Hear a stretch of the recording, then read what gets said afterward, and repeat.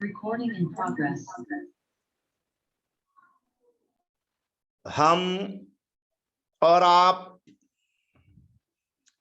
दिगंबर जैनाचार्य श्री पूज्यपाद स्वामी विरचित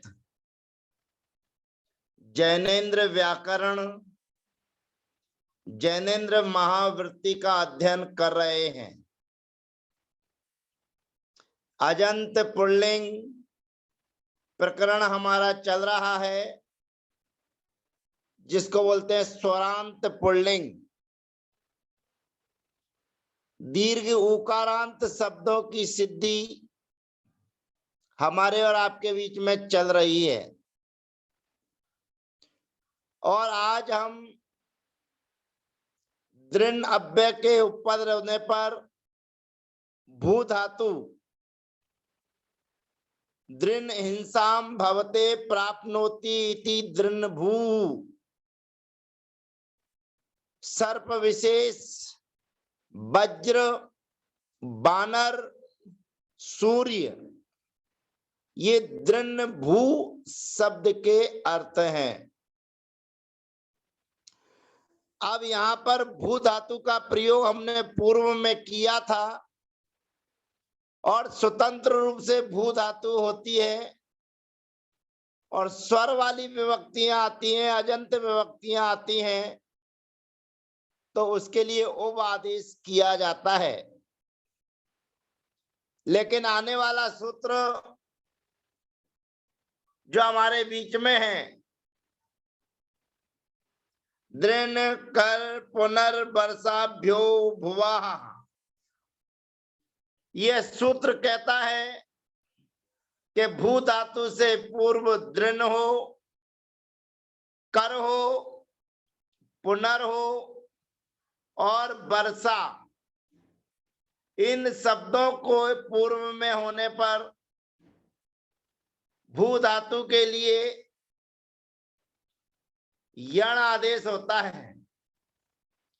यण होने का मतलब है उ के स्थान पर वा आदेश होता है। बाकी इन शब्दों को छोड़कर अन्य किसी के साथ में भी भू शब्द होगा तो वहां पर ओ आदेश होगा। ये पूर्व सत्र में आपको जानकारी दी चुके हैं।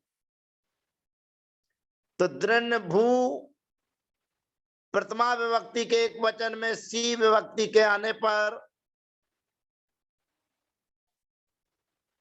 उ का अनुबंध लोप हो जाने पर दृढ़ भू धन सा। अब यहाँ पर सु और भ्याम और भेष आदि विभक्तियों में तो कोई काम करना नहीं पड़ता है, परंतु स सजु सो री सूत्र से री और विरामे विसर्जनिया सूत्र से विसर्ग आदेश करने पर दृढ़ भू प्रयोग सिद्ध होता है। अब द्वितीय आदि विभक्ति जो औ जस अम औ सस आदि जो विभक्तियां हैं वे स्वर वाली विभक्तियां हैं, अजंत विभक्तियां हैं। और अजंत विभक्तियों में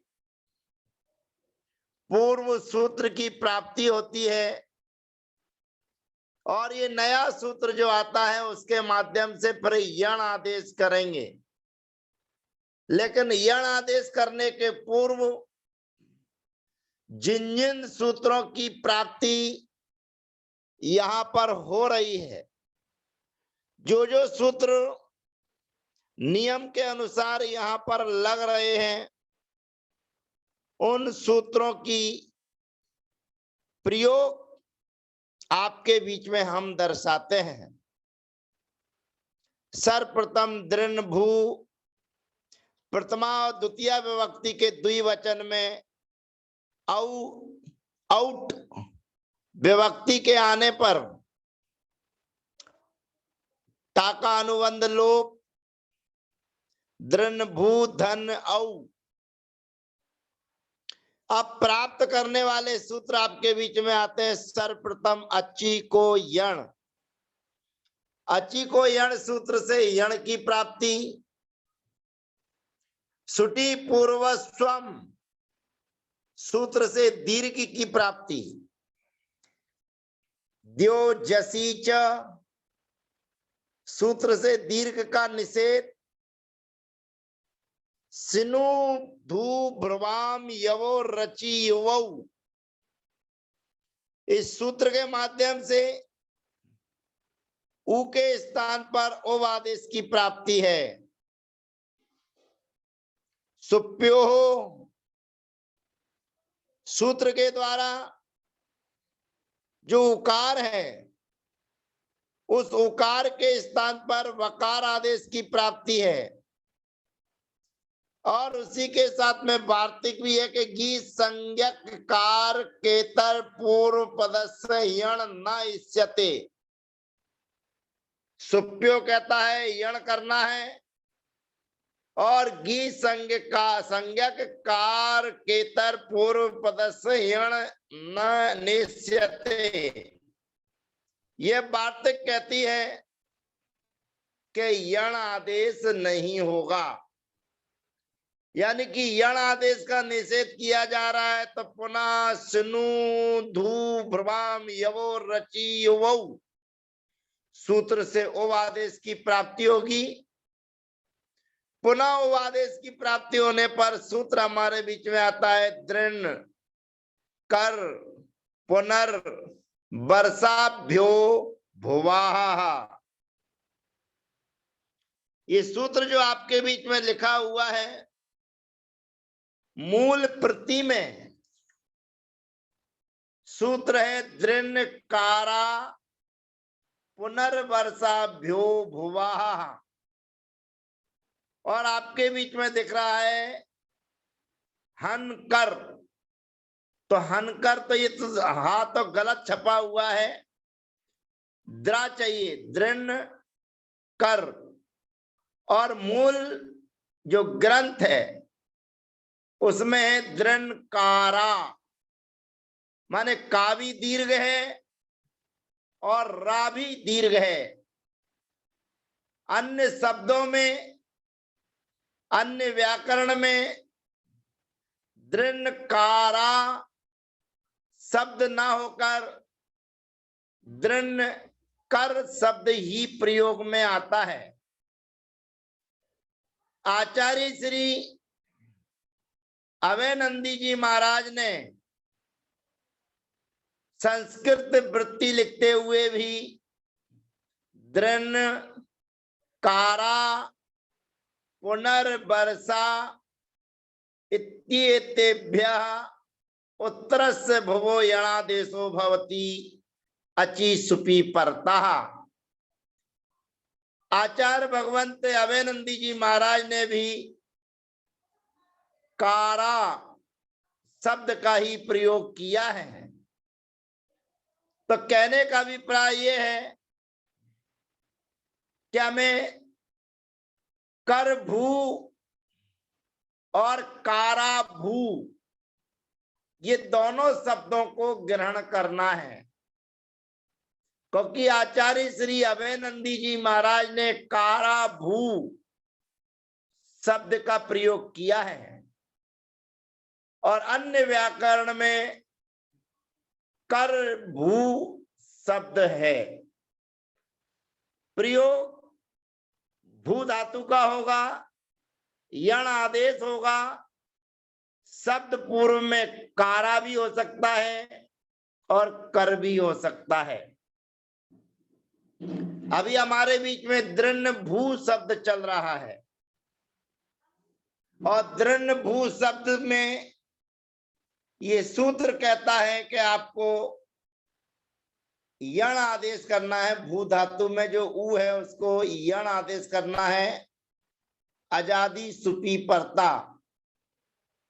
आजादी सुप पड़े रहने पर दृढ़ पूर्व में हो, कारा या कर पूर्व में हो, पुनर्पूर्व में हो और वर्षा पूर्व में हो, यानी कि दृढ़ भू, कारा भू, कर भू, पुनर्भू, वर्षा भू, इन शब्दों के होने पर भू में रहने वाला जो ऊ है उसको यण आदेश होता है, यानी कि ऊ के स्थान पर वा आदेश होता है।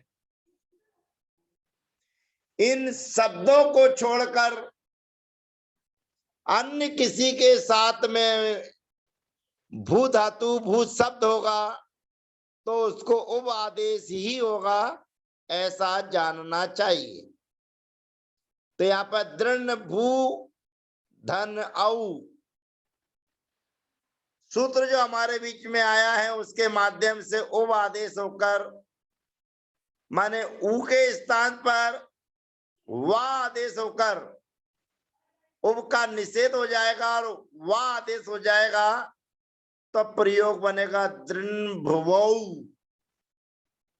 पुनः एक बार जो सूत्रों का प्रयोग किया उनका पुनः रिवीजन करते हुए दृढ़ कर पुनर्वर्षाभ्यो भुवाः, इस सूत्र का उच्चारण हमें करना है। और मूल आचार्य भगवंत ने सूत्र रखा है तो उसको भी ध्यान में रखना है। दृढ़ कारा पुनर्वर्षाभ्यो भुवाः, उस सूत्र से ऊ के स्थान पर वा यण आदेश होता है। तो एक बार पुनः रिवीजन करते हैं। दृढ़ भू शब्द से प्रथमा और द्वितीय विभक्ति के द्विवचन में औ और औट विभक्ति के आने पर टकार का अनुबंध कर दृढ़ भू धन औ सर्वप्रथम प्राप्ति है अच्छी को यण, दूसरे नंबर पर प्राप्ति है सुटी पूर्वस्वम जिसका निषेध करता है द्योदशी च। फिर अगला सूत्र हमें प्राप्त होता है उप आदेश करने के लिए सिनु धू भ्रुवाम यवो रचि युवौ। उसके बाद सूत्र आता है सुप्यो। वह सुप्यो सूत्र कहता है कि वाक ऊ के स्थान पर वा आदेश होता है और वा आदेश होने के बाद पुनः हमारे बीच में सूत्र आता है दृढ़ कारा पुनर्वर्षाभ्यो भुवाः। सुप्यो सूत्र से भी बकार की आदेश की प्राप्ति थी, परंतु इस सूत्र के माध्यम से भी वह आदेश होगा, परंतु दिन भू कारा भू पुनर्भू वर्षा भू इन शब्दों के होने पर ही वह आदेश होगा और वह आदेश के होने पर दृढ़ भुवौ प्रयोग सिद्ध हो जाता है। अब शेष जस अम औ सस ता गे गसी गस ओस आम गी और ओस इन विभक्तियों में भी दृढ़ कर पुनर्वर्षाभ्यो भुवाः अथवा दृढ़ कारा पुनर्वर्षाभ्यो भुवाः सूत्र के माध्यम से दृढ़ भू आदि शब्दों में रहने वाला जो ऊ है उसको वा आदेश करना है और वा आदेश होने पर जस विभक्ति के आने पर दृढ़ भुवाः। अब यहाँ पर दो सूत्र और लग जाते हैं स सजुसो री और विरामे विसर्जनिया, तब बनेगा दृढ़ भुवाः। संबोधन में इसी प्रकार हे दृढ़ भू हे दृढ़ भुवौ।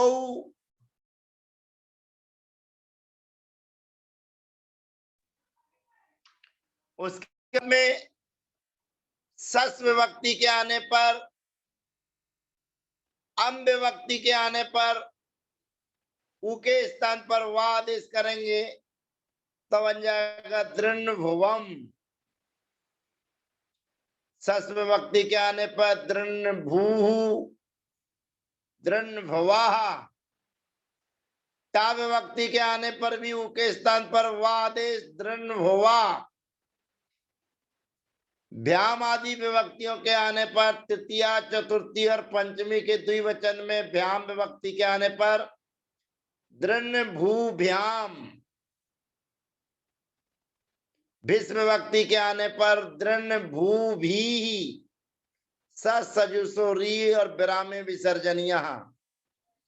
चतुर्थी के एक वचन में गे विभक्ति के आने पर गा का अनुबंध लोप होकर ए बचेगा और ऊ के स्थान पर वा आदेश होकर दृढ़भुवे।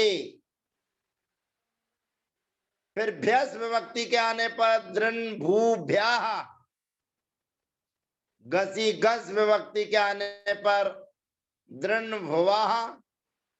ऊ के स्थान पर वा आदेश।